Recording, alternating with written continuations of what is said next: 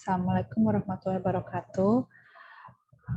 Rekan-rekan semua, ini adalah video yang harusnya pertemuan kita kemarin ya. Tidak ada meet karena kemarin itu dosen-dosen di Unikal ada vaksin semuanya. Kita mulai aja langsung di manajemen dana bank. Di mana manajemen dana bank itu adalah untuk sumber dana bank itu usaha bank dalam menghimpun dana. Menghimpun dananya itu dari mana aja? Ada yang dari masyarakat, ada yang dari bank itu sendiri. Ya, dari bank itu sendiri itu contohnya apa? Contohnya adalah ada laba ditahan. Kemudian laba tahun kemarin kayak gitu, ataupun juga dari lembaga-lembaga lainnya. Di mana proses pengelolaan dana ujung-ujungnya itu nanti akan membawa keuntungan bagi nasabah dan juga bagi bank. Nah, ini dia di mana nanti ini dari berbagai sumber ya dan pengalokasikannya dengan memperhatikan prinsip pengelolaan dana untuk mencapai keuntungan optimal. Ya, lagi-lagi laba. Kenapa sih concern banget pada laba? Ya karena setiap kegiatan usaha itu diharapkan menghasilkan laba. Kalau misalnya usaha kita tidak menghasilkan laba alias rugi, ya nanti lama-lama kita juga gulung tikar kan. Begitu juga dengan bank. Kalau dia nggak laba alias rugi terus-menerus, dia nggak sustain. Sustain itu apa? Sustain itu berkelanjutan terus-menerus. Padahal bank itu dalam perekonomian itu sangat dibutuhkan ya. Peran bank itu sangat penting. Jadi kehidupan bank itu sangat diharapkan di dalam perekonomian suatu negara. Nah, sumber dana bank ada yang dari pihak 1, 2, 3. Satu itu dari modal sendiri. Ada modal store, laba ditahan, cadangan, agio saham. Agio saham itu apa? Selisih dari nilai nominal dan nilai pasar. Ada juga yang pihak pinjaman dari luar, pinjaman dari pihak luar. Ada pinjaman antar bank, komoni, pinjaman dari BI, kredit luar biasa BI. Terus dari masyarakat nih, atau yang biasa kita ini kan sebagai masyarakat ya, kalau kita nyimpan di bank, tabungan, kita nabung deposito, atau kita mau giro. Dari sendiri, tadi ya udah jelas, berarti dari sendiri, berarti dari internal bank itu sendiri, modalnya, cadangan-cadangannya, sisa laba tahun lalu, laba ditahan alias laba kan nggak semuanya dibagi ke pemegang saham ya. Kalau laba yang dibagi pemegang saham itu namanya dividen. Jadi laba itu tidak semuanya menjadi dividen. Ada pertimbangan-pertimbangan seperti nanti ada RUPS. Nanti akan diketahui berapa sih yang mau ditahan, berapa yang akan menjadi dividen. Ada juga laba saat tahun berjalan dan agio saham. Nah, terus kalau bahasa dari luar, kalian pasti asing ya sama yang namanya call money. Call money itu pasar uang antar bank. Jadi, kita bisa melakukan pinjaman kalau satu bank itu mengalami kalah clearing dan pinjamannya bersifat jangka pendek. Kalah clearing itu adalah, jadi gini misalnya giro, dalam giro ya. Saya, Anggrini Putri, mau membayar giro kepada Pak Bambang di BCA. Kayak gitu. Nah, saya mau bayar berapa? Saya mau bayar 100 juta. Oke. Nanti ada proses di Bank Indonesia di sana tuh. Nanti di sana tuh semua bank itu berkumpul ibaratnya. Kumpul jadi satu. Kita hitung-hitungan di situ. BRI ke BCA berapa? Pasti nanti dari bank-bank lain ada juga yang misalnya berarti BNI ke BRI, ada juga ada orang yang dari BNI mau bayar ke BRI, ada dari BCA mau bayar ke BRI, ada itu pasti ada kan. Dihitung total semuanya. Jadi BRI kamu harus bayar ke BCA nih 100 juta. BCA kamu harus bayar ke BRI ini 200 juta untuk hari ini. Nah, berarti kan ada selisih ya. Selisihnya itu kalau selisih dari BRI-nya selisih ke BCA namanya kalah clearing. Tapi kalau selisihnya BRI yang lebih banyak itu namanya menang clearing. Nah, kalau kalah clearing berarti kan harus bayar ke BCA-nya nih, misalnya ke pihak bank lainnya kan. Nah, itu bisa nih melakukan pinjaman, namanya call money. Atau bisa juga dari pihak kedua itu ada namanya KLBI, Kredit Likuiditas Bank Indonesia. Itu buat apa? Untuk memenuhi penarikan-penarikan yang dilakukan oleh nasabah. Jadi contohnya ada nasabah mau narik dananya misalnya 400 miliar gitu ya. Terus ternyata likuiditas bank itu nggak bisa mencukupi pada saat itu. Bisa melakukan pinjaman namanya itu KLBI yang memberikan BI. Terus yang berikutnya dana berasal dari masyarakat atau dari kita ya, masyarakat. Kita ini kan masyarakat. Lebih gampang keuntungannya. Dananya di masyarakat itu tidak terbatas. Maksudnya uang yang beredar di masyarakat itu banyak ya. Kita ini gampangnya gimana? Diiming-imingi aja, ayo nabung di sini, ditahan selama 2 tahun, nanti dapat iPhone Pro Max gitu kan, langsung pasti banyak yang mau. Tapi kerugiannya apa? Nah tadi promosi masih iPhone tadi kan mahal. Terus nanti juga kita masih lagi bayar bunga. Tapi kalau misalnya semua itu dihitung dan masih layak untuk dilakukan, ya bank pasti akan melakukan cara-cara gimana orang itu tertarik untuk menempatkan dananya di bank. Dana yang berasal dari masyarakat nih ada giro deposito tabungan. Giro ini akan mempermudah pembayaran bagi pembisnis. Bisa dilakukan berkali-kali. Sehari itu bisa ngeluarin giro beberapa lembar, serah. Giro itu ada cek, BG, dan pembayaran lainnya yang disetarakan dengan pemindah bukuan. Tapi biasanya cek sama BG aja. Oke. Nih, biliat giro. Nih, surat perintah pemindah bukuan dari nasabah memindahkan jumlah uang dari rekeningnya kepada rekening penerima. Memindahkan jumlah uang ya. Nah, memindahkan. Jadi BG ini nggak bisa tunai ya, dipindahkan. Ini ada tulisannya biliat giro.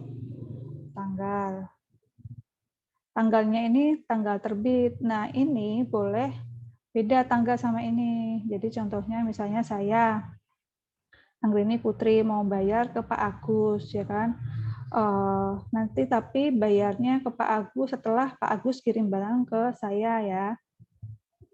Saya menerbitkan BG-nya ini 7 Januari. Tapi Pak Agus nanti barangnya datang dan kirim ke saya itu 10 Januari. Nah, di sini boleh 10 Januari. Berarti saya bawa BG ini ke bank ya 10 Januari baru akan dikasih uangnya atau uangnya baru akan masuk ke rekening saya gitu. Ini angka, ini tulisan. Apabila ada perbedaan angka dan tulisan, nanti yang diambil paling benar adalah yang tulisan. Kenapa? Karena dianggap kalau orang nulis itu kan kecenderungan salahnya kecil ya. Kayak 2.300.000 ini kan lebih kecenderungan salahnya kecil. Sedangkan kalau angka kan mau nulis 3 ini jadi 8 juga bisa, mau nulis 9 jadi 4 juga bisa, kayak gitu, Pak. Oke, terus kemudian di sini ada untuk rekening nomor. Nah, nomor berapa? Bank atas namanya siapa? Banknya apa? Ini pada bank apa? Oke, nah kalau cek itu bisa secara tunai. Ya kan? Uang cek kepada pengelola cek. Oke, cek itu ada 5. Kita bahas walaupun sebentar-sebentar saja ya, biar tahu aja. Cek itu ada cek atas unjuk. Kalau cek tadi BG tulisannya biliat giro. Kalau cek tulisannya cek. Ada nomor, ya kan? Nanti ada juga tanggal di sini. Nah, nanti kalau cek atas ini kepada, kalau ini kosong, ini kan kosong nggak ada namanya. Berarti siapa aja yang bawa ini boleh membawa, boleh dapat duit ini, ya kan? Hati-hati nih kalau bawa ini jangan sampai jatuh aja nih. Oke. Nah, kalau atas nama ini ada namanya Revalina Estomat ini ya. Jadi kalau bukan Revalina Estomat, dia nggak akan dikasih karena dia atas nama. Ada juga namanya cek silang. Cek silang disilang gini, nanti dia akan berfungsi untuk pemindah bukuan. Jadi seperti BG, alias dia nanti bisa enggak cek. Terus kalau cek mundur ini nanti Ini sama ininya beda. Oke. Ya.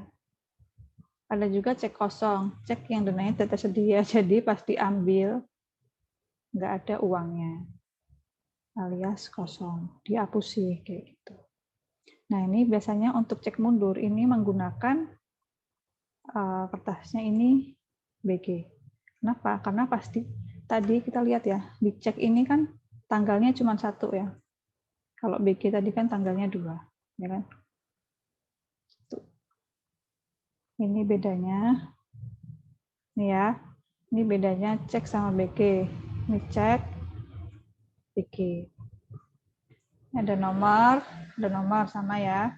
Nah ini bedanya lagi, ini tanggalnya ada 2. Ini sama ini, ya kan? Kalau cek tanggalnya cuma di sini. Oke, di sini tanggal.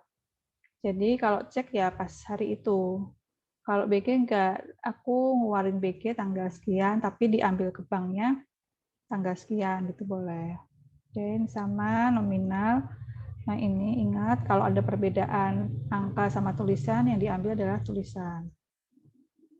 Terus ini apa namanya, ke nomor rekeningnya mana, atas namanya siapa, banknya apa, ya. Kalau ini enggak ada, kan dia tunai ya. Nah ini bedanya ya, bisa cairkan secara tunai, gitu. Tidak bisa dicairkan langsung, hanya memindahkan sejumlah uang. Nasabah atau pihak yang ditunjuk dari bank bisa menarik sejumlah dana dilakukan oleh nasabah yang memberikan surat perintah. Karena apa? Tadi kan cek ada kan yang atas uncuk tidak nama, ya kan? Dan lain-lainnya. Nanti bisa dibaca sendiri ya. Oke, nah ini sepintas juga. Ini kalau kita mau menghitung giro, ya kan? Ini yang agak-agak ini aja ya, gampang aja. Kita menghitung ini contohnya menggunakan saldo terendah. Penghitungan dengan saldo terendah. Saldo terendahnya ini berapa di sini? Lihat, kita lihat. Oh, 10.000. 10 juta maksudnya apa? Tulisnya ini 10.000. Biar gampang. Ya kan, saldo terendahnya. Ini kan tadi nih, tulis nih. 3 setor tunai, sekian. Saldonya sekian, ya kan? Nih, ini dibikin lagi nih tanggal 3 setor tunai 18 juta, ya kan, kredit. Tarik tunai, nah 6 juta, gitu kan. Terus saldonya ini dikurang ini 12, nah gitu. Hitung lagi, pokoknya kalau ada store masuknya ke debit ya. Kalau tarik berarti nulisnya di kredit. Oke, kalau tarik kan mengurangi, ya kan. Kalau apa namanya? Store itu berarti nambah. Ingat ya. Kalau posisi bank itu kalau ada orang yang store itu di kredit. Kalau ada orang yang tarik ke debit. Oke. Nah, saldo terendah setelah dihitung tadi ada 10.000. Terus untuk menghitung bunga Juni, bunganya tadi adalah 18%, ya kan? Untuk menghitung adalah 18% bunganya dikali saldo terendah dibagi 12, karena 1 tahun kan udah 12 bulan, ya kan? Ini kan bunganya per tahun. Betul. Nah, ketemulah. Pajak 15% kali pajak. Oke. Nah, ini bunganya. Ini contohnya. Tapi ada juga perhitungan juga yang menggunakan saldo rata-rata. Menggunakan saldo rata-rata berarti tadi di total dulu saldonya, nih ya. Saldonya ini total semuanya, baru dibagi rata-rata itu ada berapa ininya kegiatannya.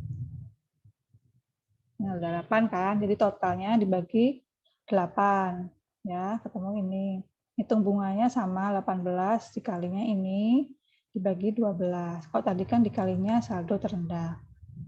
Terus dikali pajak, terus dikurangi. Ya. Sepintas saja. Terus tabungan juga ukurnya sama kayak tadi hitungnya. Tabungan itu ini ada beberapa penarikannya, buku tabungan, penarikan pakai ATM gitu. Terus deposito itu simpanan penarikannya dilakukan pada waktu tertentu. Jadi nggak bisa sewaktu-waktu ya, nggak kayak tabungan. Kalau tabungan kan bisa sewaktu-waktu, kan. Terus mencairkannya menggunakan bilet deposito. Kalau kita bikin deposito, nanti kita akan mendapatkan yang namanya bilet deposito.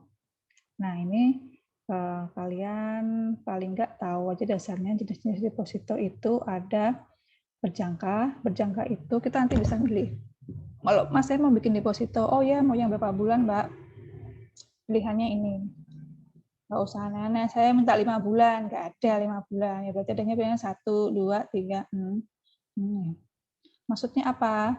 Jadi nanti setiap bulan ini akan diperpanjang. Jadi kalian akan setiap misalnya nih 2 bulan, kalau 1 bulan ya, saya ini bulan apa? Bulan Maret.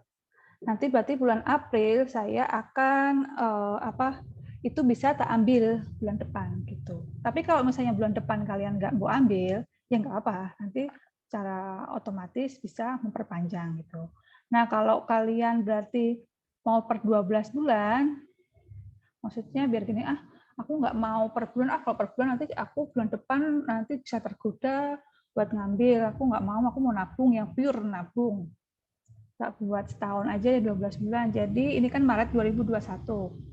Maret 2022 kalian baru bisa mencairkan deposito kalian. Gitu contohnya. Terus sertifikat deposito. Nah, kalau sertifikat deposito ini bisa dipindah tangankan dengan cara diperjualbelikan. Oke, kalau ini nggak bisa. Ya, kalau ini ya kita sebagai pembuat ya kita nanti yang mencairkan kayak gitu. Kalau sertifikat ini bisa diperjualbelikan karena dia diterbitkan atas unjuk. Atas unjuk itu berarti nggak ada namanya ya. Berarti yang bawa itu boleh mencairkan. Pencairan bunganya dapat di muka, tunai maupun non tunai. Maksudnya gini, pencairan bunga di muka itu contohnya saya beli deposito seharga 50 juta. Ya. Tapi nanti deposito itu ketika cair 980 juta.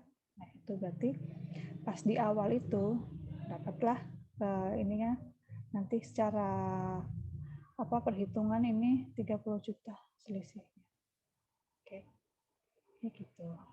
Deposito on call. On call itu dia relatif singkat.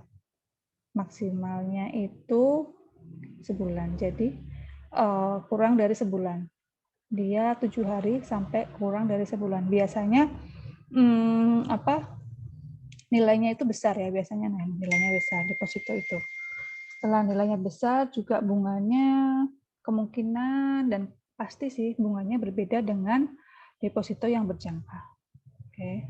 Dan ketika mencairkan minimal 3 hari sebelumnya informasi ke bank. Karena apa? Karena nilainya besar. Takutnya nanti pas kalian mau mencairkan banknya kalau tiba-tiba kan pas hari ini likuiditas kita di cabang ini tidak ada nih uang sekian gitu. Nah, ini kalau perhitungan bunga deposito ini secara singkat aja ya. 6 bulan nominalnya 50 juta, bunganya PA. PA itu maksudnya adalah per annual ya. Jadi kalau kalian nanti baca di pertanyaan adanya PA per annual. Annual itu apa? Per tahun. Berarti bunganya per tahun. Ya, pajaknya 15%. Nih, berarti gini. Pada setiap bulannya 20% kali 50 juta. Ya kan? Bagi 12 kan per bulan. Oke. Sip, pajak. Masuk pengurangan. Sip. Terus nanti kalau pada ini pas tiap bulan ya, tapi nanti kalau pas jatuh tempo, pas bunga ke 6 nih, kalau jangka waktu 6 bulan berarti kalian nggak bisa ya ngambil 1 bulan, nggak bisa. Ini cuman kita bisa melihat aja, oh kira-kira 1 bulan tuh sekian nih dapatnya. Tuh, 6 bulan berarti sama aja, tapi ini dikalinya 6. Kalau ini dikali 1, kenapa? Karena tiap bulan ini jatuh tempo, berarti kan 6 bulan. Oke, terus 15%. Nih. Jadi pas 6 bulan dapat bunganya sekian. Oke. Nah, sekarang nih tadi kan kita udah sepintas melihat sumber-sumber dananya itu dari mana aja. Nah, sekarang ada yang harus kita keluarkan ketika kita memperoleh dana itu kan. Namanya itu adalah biaya dana, biaya bunga yang dibayarkan oleh bank atas keseluruhan dana yang dihimpun dari berbagai sumber. Ya, contohnya tadi, kan bank bayar bunga untuk giro, bayar bunga untuk tabungan, bayar bunga untuk deposito. Oke. Nah, menurut George Hempel, alasan menggunakan biaya dana, kenapa bank mencari kombinasi sumber dana dengan biaya terendah yang tersedia di pasar. Kalau udah tahu ada biaya dana, ya kan, pasti akan mencari yang terendah. Biaya dana yang akurat penting untuk penentuan keuntungan. Ujung-ujungnya untung. Ya kan, biaya terendah untuk mencapai keuntungan. Jangan lupa ada risiko yang nanti akan muncul. Nah, ada beberapa istilah-istilah ketika kita melakukan perhitungan biaya dana. Yang namanya pertama adalah cost of fund. Apa itu cost of fund? Biaya yang dikeluarkan bank atas dana yang dihimpun sebelum diperhitungkan besarnya ketentuan cadangan likuiditas wajib atau reserve requirement. Jadi bank itu seperti yang kemarin sudah dijelaskan, yang 5% itu kan reserve requirement ya namanya. Bank itu ada yang namanya harus mempunyai cadangan likuiditas wajib atau reserve requirement sebesar 5%. Nah, itu harus diperhitungkan. Ngitungnya itu dikalikan dengan cost of fund. Jadi nggak boleh sembarangan. Nanti kalau ngitungnya nggak tepat alias nggak misalnya ngitungnya enak EDW nggak sesuai cost of fund, jadi nanti akan ada yang namanya idle money atau uang nganggur gitu ya. Soalnya kalau semakin besar uang yang nganggur, ini kan reserve requirement kan berarti cadangan, uangnya nganggur ya. Nah, jadi kalau ada uang yang nganggur kan bank juga rugi ya. Makanya kenapa harus perhitungannya tepat. Bank itu kan harus se-efisien mungkin ya dalam memperhitungkan dana-dananya. Biar daripada uangnya idle alias nggak dipakai ngapa-ngapa, mending dilempar ke kredit. Nasabah nanti akan bayar bunga, bank dapat pembayaran bunga, ya kan, untung. Nah, cost of fund itu belum dikurangin ini RR. Tapi kalau cost of renewable fund sudah dikurangin RR. Kalau ini biasanya namanya di orang-orang bilangnya COF. Ini COF, COLOF.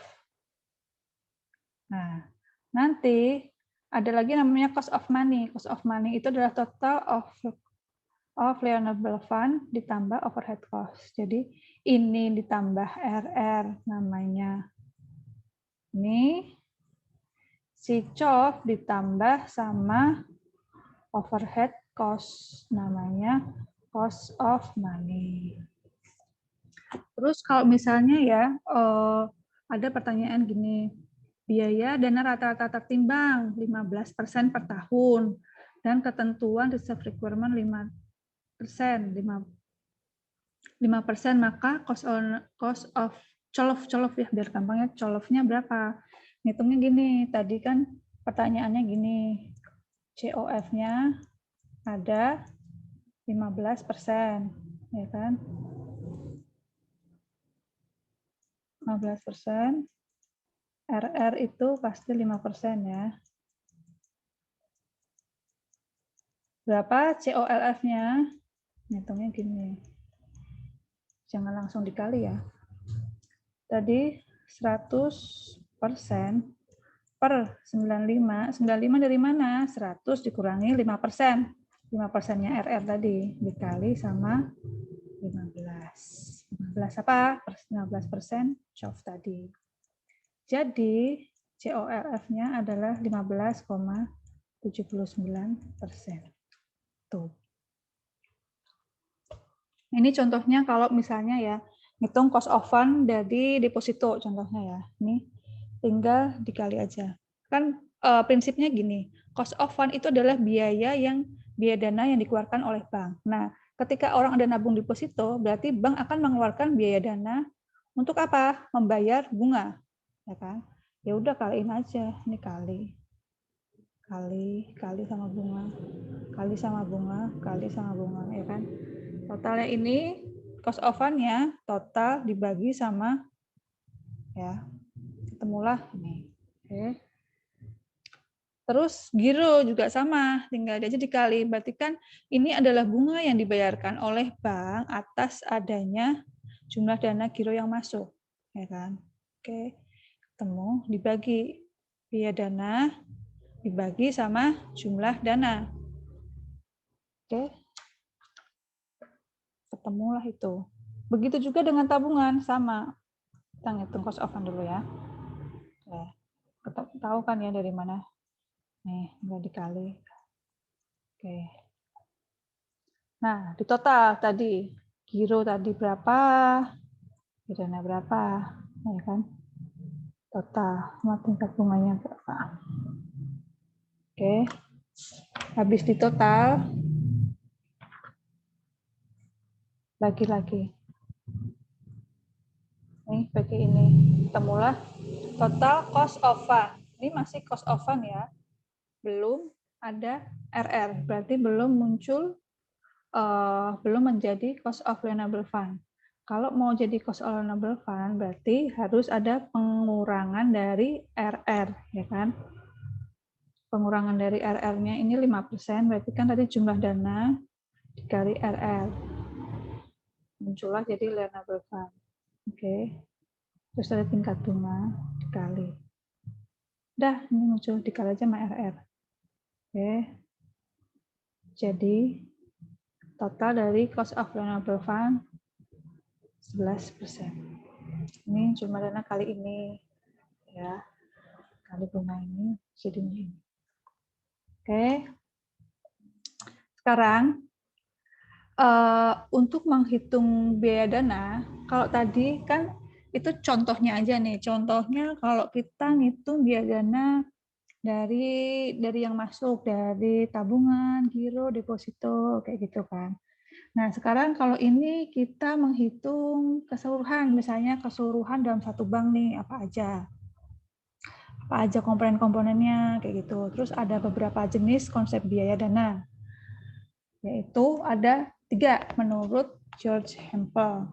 Ada konsep biaya dana rata-rata historis, rata-rata timbang, dan dana marginal. Kalau rata-rata historis, dia itu menghitungnya dari rata-rata tertimbang yang dihimpun pada waktu sebelumnya. Historis, berarti histori ya, sewaktu sebelumnya. Nah, contohnya ini gini ya.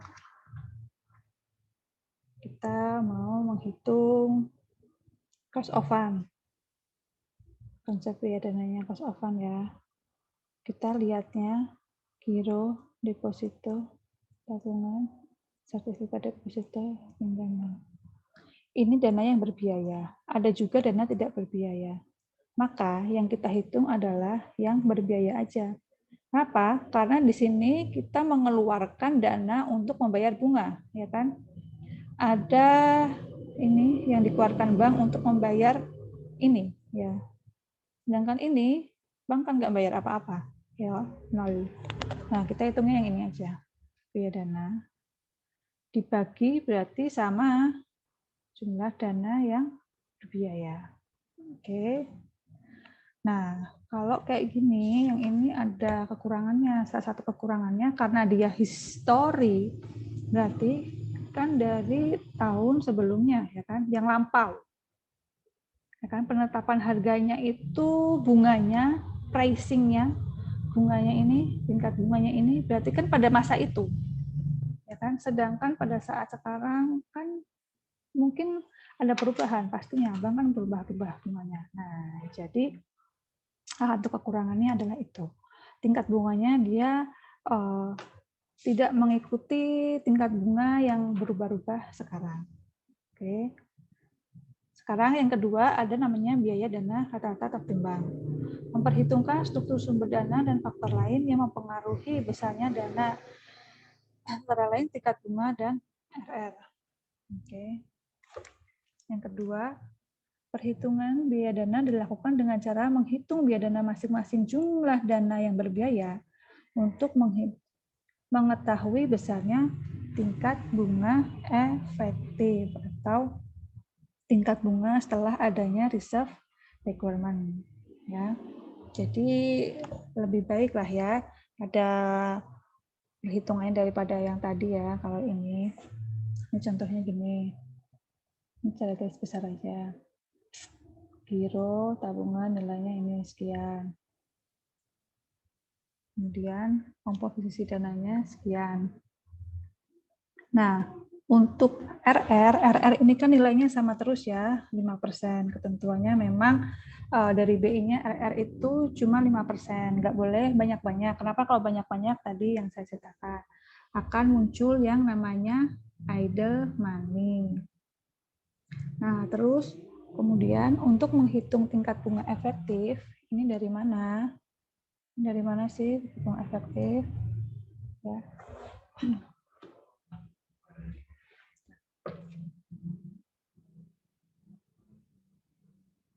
Adalah kan tadi seperti tadi kan 100 dibagi 95 dari mana 100 dikurangi 5% dikali tingkat bunga 5,53. Oke, sama yang ini berarti nanti juga sama dikali sama 11,4. Muncullah ini, dan ini. Oke, terus nanti yang kolom ini adalah perkalian dari ini kolom ini 10,11 dikalikan dengan ini. Muncullah ini dikali muncullah ini. Oke, komposisi dananya. Karena kan gini ya, dana dari bank kan totalnya 100% nih ya. 100% itu komponennya apa aja sih? Nah ini 10%-nya dari giro, 50% dari deposito, tabungan 10%, sertifikat. Nah, gitu. Berarti biaya dana bank dari konsep rata-rata timbang sebesar ini. Konsep ini udah memperhitungkan ya RR. Ya. Ada bunga efektif. Bunga efektif tadi dari RR. Selanjutnya biaya dana marginal. Bank menggunakan biaya dana marginal atau biaya yang dibayarkan untuk mendapatkan tambahan dana dan memperoleh keuntungan spread. Memperhitungkan biaya dana menurut tingkat bunga pasar pada saat itu. Nah, nih pada saat itu ya. Dan ini juga udah ada spread-nya. Spread itu istilahnya kalau kita gampangannya laba gitu ya. Laba yang diinginkan oleh bank. Contohnya, untuk memenuhi permintaan kredit, bank menerbitkan sertifikat deposito 12 bulan. Bunganya sekian, biaya lain-lain sekian.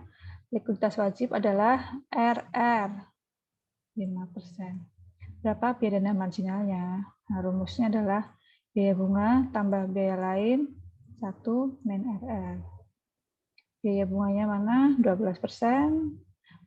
Biaya bunganya adalah, kalau dia tadi kan bagusnya pada saat ini, kan bunganya tadi bunga pasar saat ini. Ya kan? Kalau histori tadi kan bunganya sebelum-sebelumnya. Biaya lain. Nah, oke. Akhirnya ketemulah setelah dihitung 15,26%. Nah, jadi di sini biaya dananya sebesar 15,26%. Nah, terus pengelolaan bank itu tuh kita langsung aja. Nah, manajemen dana pengelolaannya itu jadi ada begini ya, tekan-tekan semuanya. Ini yang lumayan krusial ya, diingat-ingat aja. Ada 2 pendekatan dalam manajemen dana. Namanya pool of fund salah satunya. Pool itu apa? Kolam kan ya, bahasa Indonesianya pool itu kolam. Jadi semua sumber dana itu masuk ke dalam kolam. Wes jadi satu diublek-ublek, ya kan? Satu diublek-ublek. Terus penggunaan dananya itu untuk apa sih? Ada kan bank tadi seperti yang saya bilang, nggak semuanya bank itu kan masuk ke kredit ya. Memang dan biaya kegiatan utamanya itu adalah melempar kredit. Tapi dia tadi ada yang harus namanya primary reserve. primary reserve. Ada juga yang namanya secondary reserve. Ada juga untuk fixed asset atau membeli gedung-gedung, tanah dan sebagainya, dan beberapa kegiatan-kegiatan bank lainnya. Kalau sumber dana jadiin satu di sini ya, ngumplak semua. Jadi mau dia biayanya untuk yang jangka pendek, jangka panjang itu jadi satu di sini. Beda sama yang ini, nanti bisa lihat bedanya. Allocation approach, asset allocation approach. Dia dipisah-pisahkan. Jadi contohnya gini ya, tabungan sama deposito itu kan beda ya. Kita kasih contohnya yang berapa. Tabungan itu bunganya tuh gimana? Lebih kecil daripada deposito, ya kan? Jadi untuk biaya dananya dia lebih kecil. Deposito biaya dananya itu kan berarti besar ya, karena kita membayar bunga deposito lebih besar. Sehingga apa? Deposito itu diarahinnya ke kegiatan-kegiatan yang memang dia menghasilkan dana yang besar. Contohnya kelapar kredit ke sini, terus ke sini, ya kan? Terus kalau tabungan dia dilemparnya kemana? Ke ini cadangan primer, ya. Bank juga ke tabungan ke surat-surat berharga, ke kredit juga. Deposito nggak dilempar ke surat-surat berharga, ya kan? Nggak ada kan deposito, dia nggak ada kan? Nah kayak gitu. Jadi bank itu nanti ngepost-postin sendiri. Oh kira-kira kalau modal itu cocoknya buat kredit. Modal itu nggak usah deh buat cadangan primer, nggak usah buat reserve requirement, nggak usah. Ya. Dia ngepost-postin gitu sesuai dengan nantinya biaya yang dikeluarkan itu akan memberikan manfaat yang optimal terhadap kegiatan dia, ya kan? Jadi menurut kalian lebih menguntungkan yang mana? Pool atau yang tadi asset allocation approach, pendekatan alokasi aset, ya kan? Kalau menurut saya ya lebih menguntungkan yang aset ya, karena memang dia ngepost-postin gitu loh, sesuai pas. Tapi emang lebih gampangnya itu pool karena pool langsung tumplek jadi satu. Terus pasti kalian bertanya-tanya kan, apa sih primary reserve, secondary reserve, kayak gitu kan. Primary reserve itu untuk memenuhi ketentuan likuiditas wajib minimum. Kayak tadi ya, ada yang namanya RR, reserve requirement tadi kan. Untuk keperluan operasi juga termasuk memenuhi penarikan simpanan dan permintaan kredit nasabah. Jadi dia itu ada cadangannya ya teman-teman. Kayak dulu yang pernah pertemuan kemarin yang saya ceritakan bahwa ketika ada uang masuk misalnya 100 juta dana masuk, tidak serta-merta 100 jutanya itu untuk kredit semua. Nah ini jadinya. Ada juga dana juga yang namanya secondary reserve atau cadangan sekunder untuk memenuhi kebutuhan likuiditas yang jangka waktunya diperkirakan kurang dari 1 tahun. Contohnya bisa aja ini menerbitkan SBI gitu ya, kalau Bank Indonesia contohnya kayak gitu, itu kan kurang dari 1 tahun kayak gitu. Terus ada juga kalau loan portfolio kredit itu seperti kita tahu ya, kegiatan utama bank itu melemparkan kredit. Selain ada kegiatan-kegiatan lainnya juga.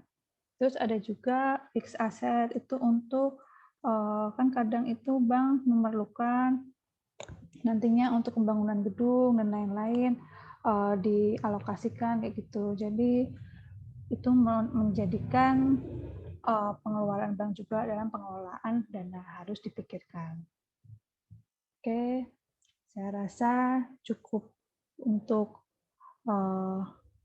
presentasi atau tentang bank ya, dana bank, biaya dana bank dan lain-lainnya. Pokoknya berhubungan dengan ketika bank melakukan kegiatan pasti akan mengeluarkan biaya dan nantinya biaya itu bagaimana dikelola agar bisa memberikan manfaat yang optimal yang ujung-ujungnya adalah laba. Baik, terima kasih atas perhatiannya. Sampai ketemu lagi di pertemuan yang akan datang. Wassalamualaikum warahmatullahi wabarakatuh.